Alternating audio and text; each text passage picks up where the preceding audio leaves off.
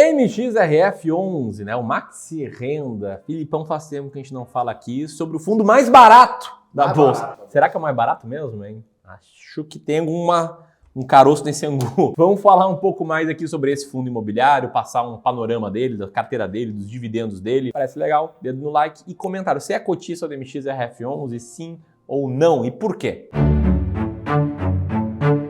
O Filipão aqui é especialista em dividendos, trabalha no Clube do Valor, tem um canal Seu Dividendo, né? Que eu nunca sei se é por causa do seu Madruga ou por causa do seu dividendo, eu sei que tá. É o dividendo das pessoas, né? Que elas tenham mais. Mas eu trouxe ele aqui para explicar um pouco mais do MXRF11, para ir construindo, né, uma linha que faça sentido para você conhecer esse fundo. Primeiro de tudo, se o cara que está assistindo esse vídeo não investe no MXRF, ele com certeza já ouviu falar. Porque afinal de contas é o fundo que está com 850 mil cotistas atualmente e ele cresce assim 5% de cotistas por mês. Se a gente compara com o segundo colocado, que é o HGLG, segundo maior colocado de número de cotistas da Bolsa, a gente vê mais do dobro, né? O HGLG com 365 mil ali. Primeira pergunta, né? Será que porque tem muita gente investindo, ele é um bom fundo para investir? A gente precisa ter muito cuidado com o viés da confirmação social. Que nem quando a gente vai encontrar dois restaurantes assim, pela primeira vez a gente nunca comeu em um dos dois, naturalmente o ser humano vai para aquele restaurante que está mais lotado. Pela confirmação, porque se tem muita gente, deve ser um bom restaurante. Mas será que para investimentos esse tipo de caminho mental mais rápido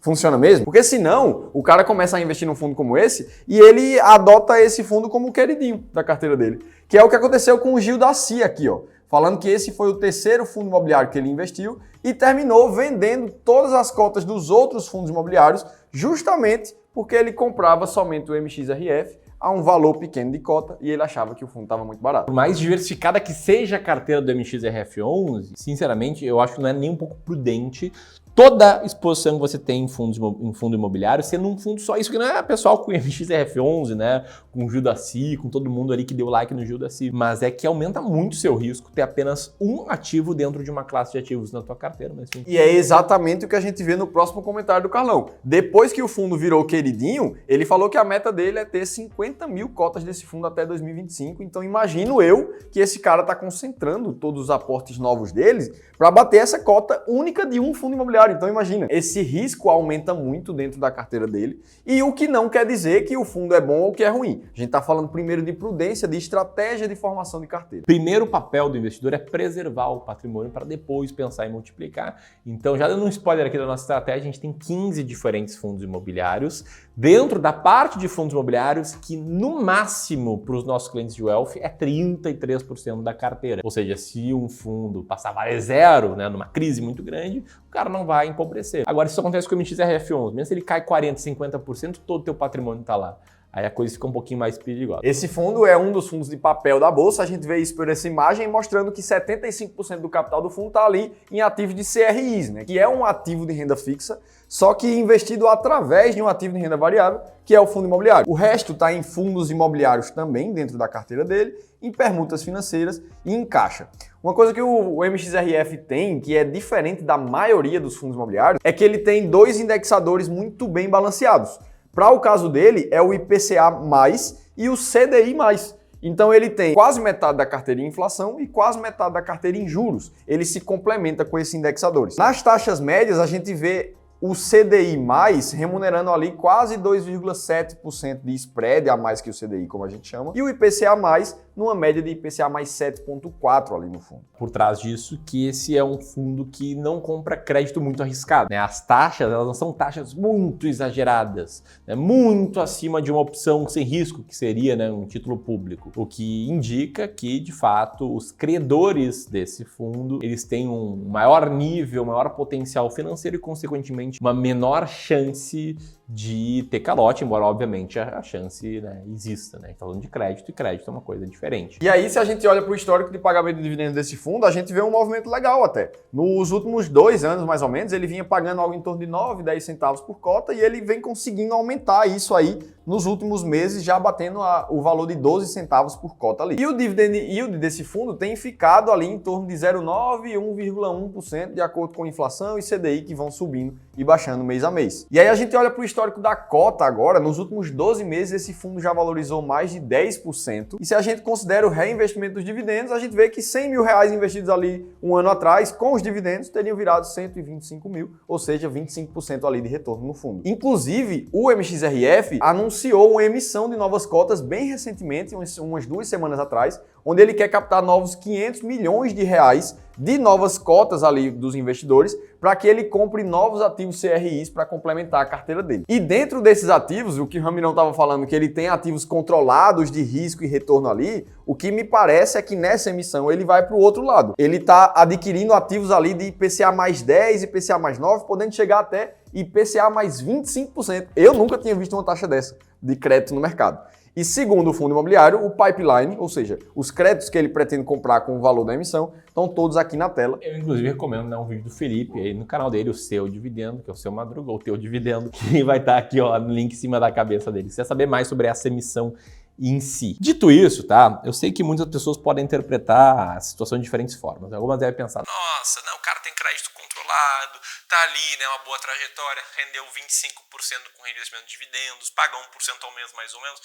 É um fundo bom para comprar. E por outro lado, alguém pode pensar, não, mas peraí, esse cara tá fazendo uma nova emissão e ainda vai comprar crédito pior, pagando mais e eu tô fora disso, tá muito estranho. Respeitamos, né, todas as formas de investir, até porque acho que uma beleza dos investimentos é que não existe um consenso nunca, mas o que eu mais gosto de levantar aqui a bandeira é que para tomar uma decisão você precisa ter uma estratégia. E sim, sua estratégia pode ser, eventualmente até, eu vou comprar os fundos imobiliários que mais subiram com reinvestimento de dividendo. Né? Pode parecer bizarro, mas seria uma estratégia de momento. Outra estratégia poderia ser, não, eu vou comprar alguns fundos, né, high grade, tipo MXRF11, que eles são mais seguros e tal, e não vou olhar para preço, não vou olhar para PVPA, não vou olhar para nenhuma meta, vou comprar fundos seguros. Ok, parece uma estratégia meio estranha, mas é uma estratégia. Agora, o que não dá para fazer é não ter estratégia. Investidor sem estratégia é tipo um navio assim, ao léu, assim, no mar, né, andando, sem ter um determinado destino. Até pode chegar em algum lugar legal, mas no longo prazo repete essa operação várias vezes, eles vão acabar perdidos e passando fome. Quando não se tem estratégia, além de você não saber onde você vai chegar, quando a tempestade vem